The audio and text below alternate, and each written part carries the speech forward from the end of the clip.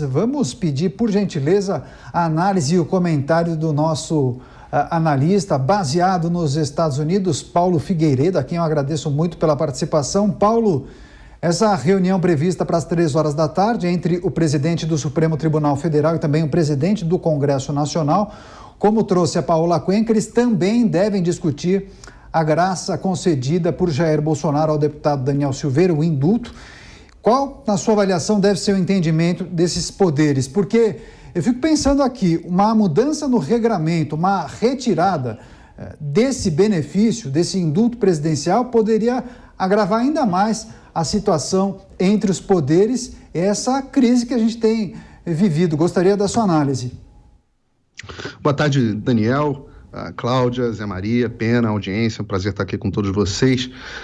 Eu queria voltar aqui, sair um pouco da questão da economia, dava para a gente falar bastante a esse respeito, mas voltar aqui para a questão do que estamos discutindo da notícia, e especificamente sobre essa reunião que está acontecendo, Daniel, porque está tendo uma reunião agora do presidente do Supremo Tribunal Federal com o presidente do Senado. E eu fui procurar aqui, porque no histórico aqui nos Estados Unidos, fui procurar nas notícias para ver qual foi a última vez que o Chief Justice Roberts, né, que seria o equivalente aqui do presidente do Supremo Tribunal Federal, se reuniu com qualquer líder da maioria do Senado, que seria o equivalente brasileiro ao presidente do Senado. E não encontrei nenhuma notícia disso acontecendo.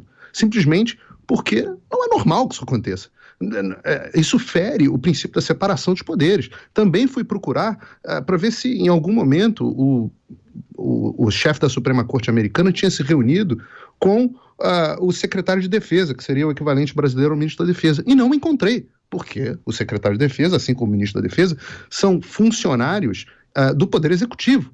Então, o Brasil precisa entender o estado de esquizofrenia e maluquice, de interferência entre os poderes que está acontecendo nesse momento, né? O Supremo Tribunal Federal, eles não são donos do país, eles não são a autoridade máxima do Brasil, eles são representantes de um dos 3 poderes.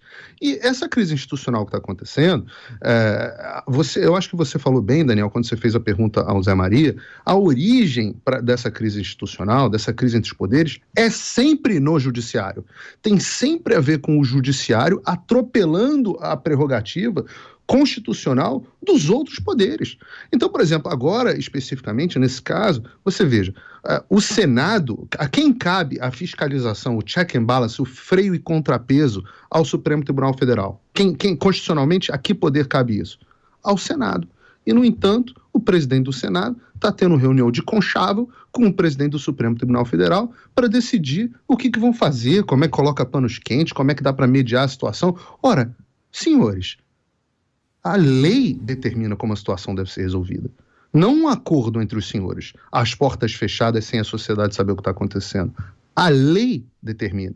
Então, eu considero muito inoportuno, acho que, respondendo a tua pergunta original, Daniel, se houver uma interferência, mais uma nova interferência, mais um ativismo, seja por acordo entre o Congresso e o Supremo Tribunal Federal, seja por qualquer caminho que seja, se houver uma interferência numa atribuição clara, descrita como facultativa pela Constituição Federal e pelo Código Penal, de indulto e graça do presidente, se houver uma interferência nesse sentido, é mais uma vez o Poder Judiciário que está afetando e se intrometendo nos outros poderes e como origem dessa crise.